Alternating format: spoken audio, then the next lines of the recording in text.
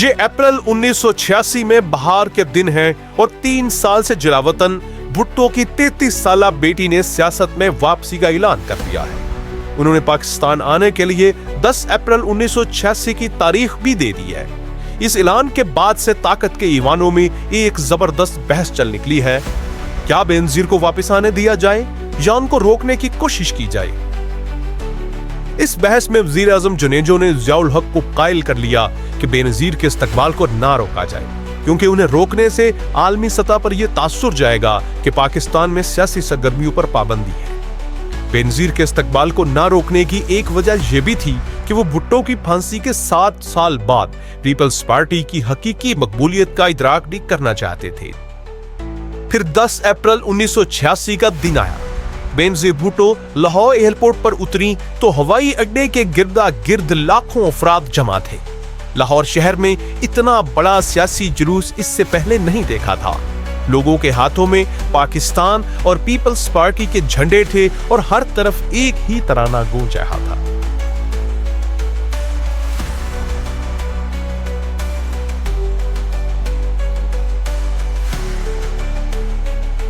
Airport पे उस वक्त ये हालत थी जब हम इतनी जल्दी पहुंचे कि बेनज़ीर साहबा की आमद से कितने घंटे पहले पहुंच गए थे हम। तो उस वक्त लोग बिस्तर लेके एयरपोर्ट के इर्द गिर्द लेटे हुए थे, यानी लोग रात ही को आ गए थे।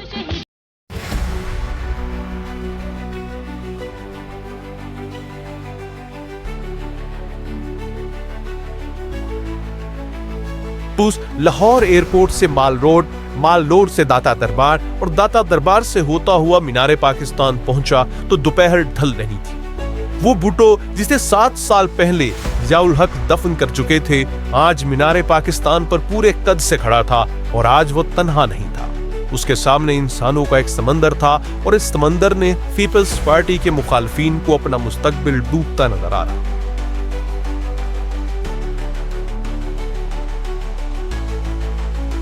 बेनजीर भुट्टो का ऐसा शानदार इस्तकबाल सरकारी अंदाजों के बिल्कुल खिलाफ था।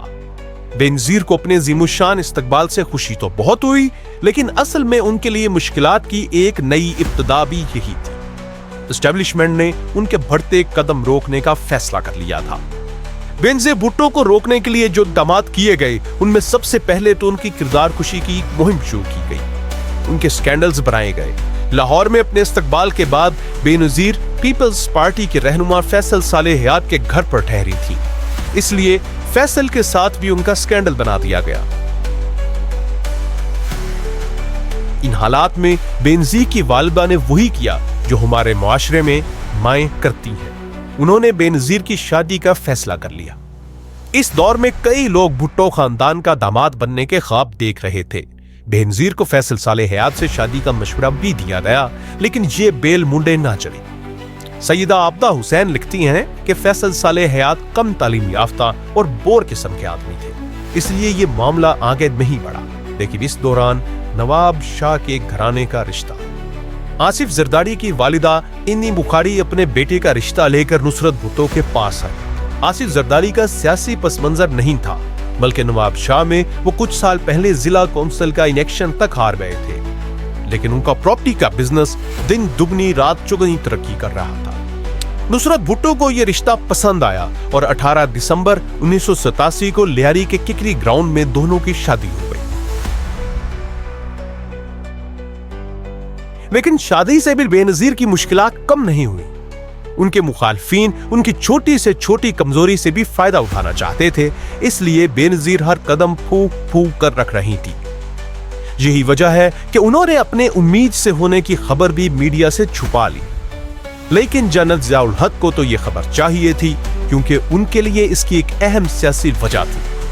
1988 में जब जनरल जियाउल हक ने जुनेजो हुकूमत को बरतरफ किया, तो उन्होंने इलेक्शन की तारीख का ऐलान नहीं किया था, क्योंकि उन्हें इंटेलिजेंस रिपोर्ट्स मिल चुकी थी कि बेनजीर उम्मीद से हैं। लिहाजा वो अगले इंतखाबात की तारीख ऐसी रखना चाहते थे जिसमें बेनजीर ज़चगी के करीब हो और इंतखाबी मुहिम ना चला सकें।